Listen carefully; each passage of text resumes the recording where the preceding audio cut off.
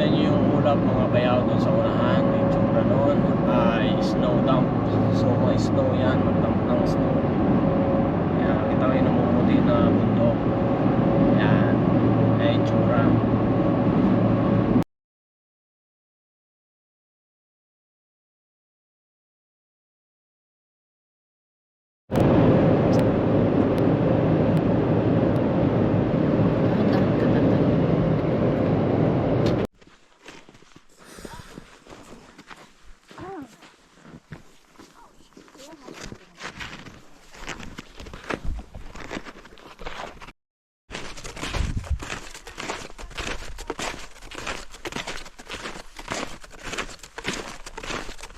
Malamig mga bayaw.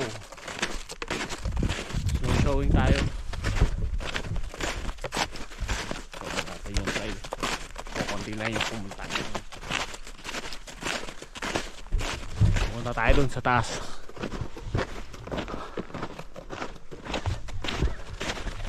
Sama yung gangs.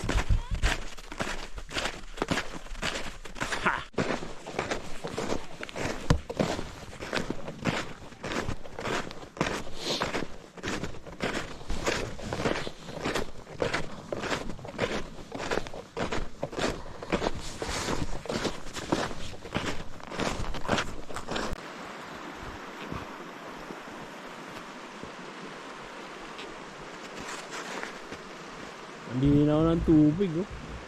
Diba? Pero hindi siya na-froze.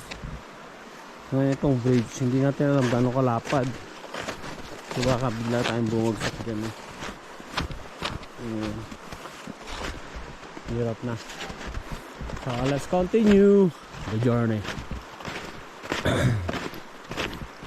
Ano pala tong trail na to, Ski saka snowshoe trail.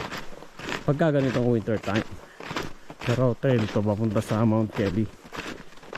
Tapos I don't know, check ko sa aking mapa, I'm not sure. Pero sa may Mount Kelly meron dito trail, pero dun sa kabila paikot lang kasi ito, loop lang to. Kasi hindi naman kakayanin ng mga kasama ko to. Iikot ko lang sila maka-experience ng snow. Kagandahan pagka winter time, oh. Akala mo trail ng ano, ng bata, di ba? Pero wildlife yan. Yan pa. Wildlife trail. It's either deer or ano. Basically deer. Yan. So, yan. Alright. Ayun puno na tumba, oh. Pinutol na nila kasi marangan yung daan. Ayun sa kalaki. Sayang, di ba? Dalawang dangkal na tumba lang. Kaya pag natumba puno, dito lang din nila putulin. Tapos hindi na nila kukunin yan.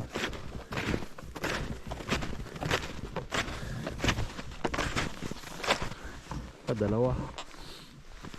Ganyan, kaya yung snow kahit ganyan yan, pagka nag snow kala mo malambot lang, ha. Ano, snowball ng bruha, oh. Yan, maan rin siya, mabigat din. Yung may tsura yan, ha. Kaya niyang baliin yung ano, sanga, diba? Yan yung ano ng snow, mabigat yan kasi matigas na yan, eh. Mabigat din.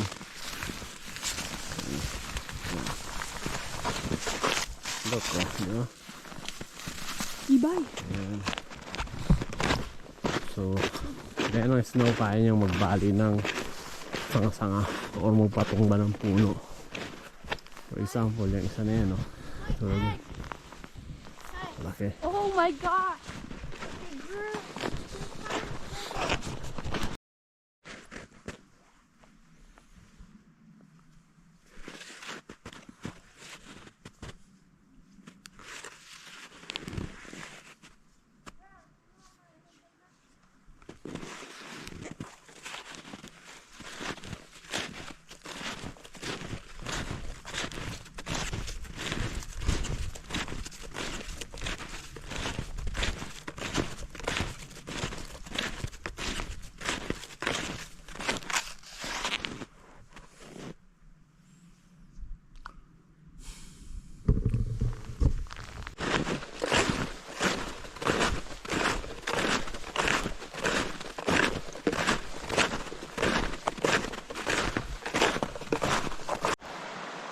Tignan nyo gano'ng kakapal yung snow. So basically, yun yung so mga 4 feet. Diba? Yung sa kakapal.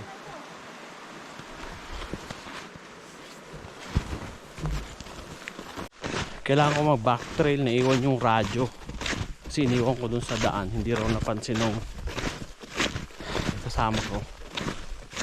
Nagwa back trail ako. Hassle, di ba? Hassle. Pero ano talaga, kailangan kong bumalik same route. Pero okay lang, ganun talaga. Anyways, peace out. Sana nandun pa.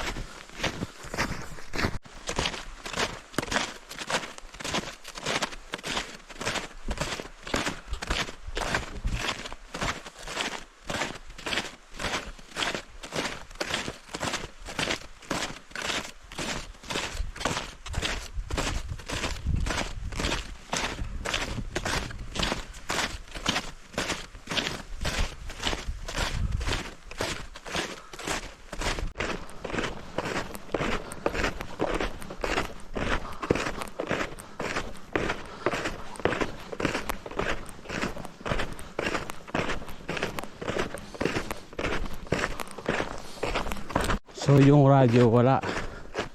Yung radyo wala na dun sa trail. So may naka-pick up ng iba, panigurado. So dumiretso na ako sa trailhead kasi kung hintayin ko pa sila baka umalis na yung nakapulot. Baka chances maabutan ko pa. Ayan. Kaya diretso na ako sa trailhead. Katulad nga ng sinasabi ko, nakita ko na yung radyo, ayun o.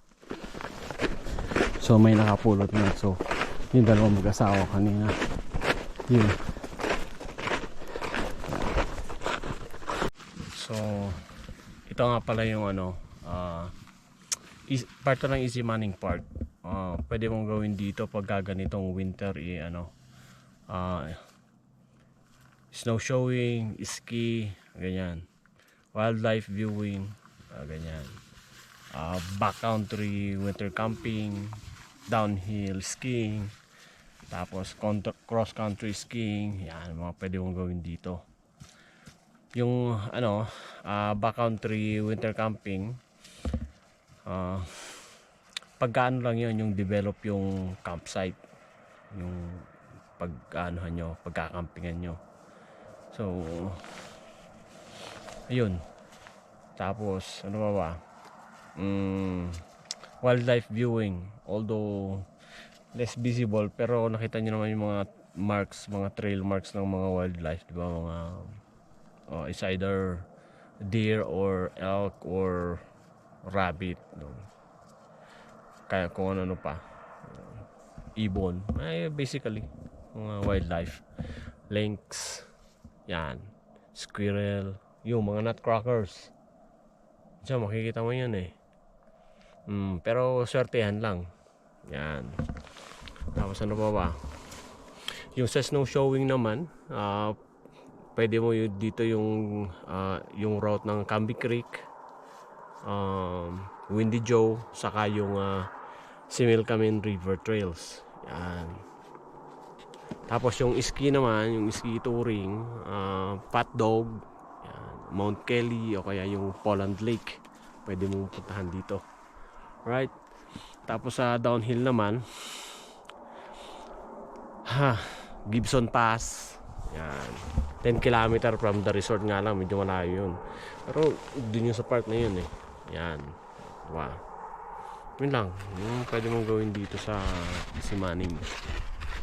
Tapos meron naman yung may mapa dito na pwede mong makita o reference mo. Pwede mong pagpuntahan. So ayun yung Mount Kelly ski rope. Punta doon. Diba? Tapos Similkameen River. Ayun, may trail yan dyan. Okay? So, yeah. Yung pula pala, itong red na to, Yan, yung red. Tapos yun. Pag summer, yan yung ano, train nila pag summer. Yan. Pero yung mga dot, mga blue dotted lines, winter ano yan, mga winter activities yan. Alright, now you know, di ba? Now we know. So sa summertime, itong parking spot na to, pansin nyo, sigurado mapupuno to. Or springtime, yung nagmemelt yung snow. Kasi syempre mag-start na yung mga backcountry camping. Kasi syempre mawawala na tong snow. Yan. Mapapalitan na ng ano, alikabok. Ay, nag-snow na. Ulan na. Hindi yan, ulan pala. Snow. Problema mahangin. Malamig kasi pagka mahangin eh. Tandaan nyo yan. Okay lang yung may snow tapos walang hangin. Okay lang yun. Pero pag mahangin, oras tayo dyan, masakit sa balat.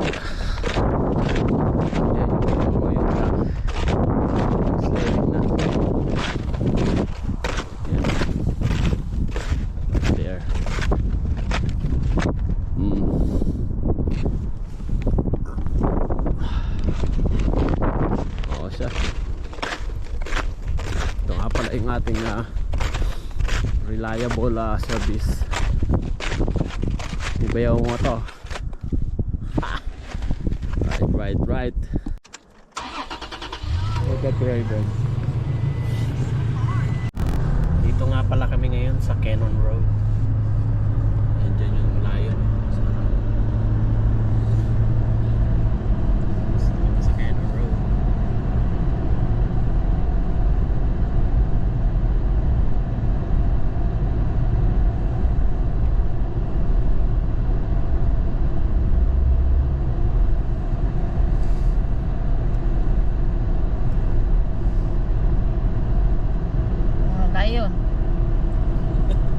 Layon. Natibag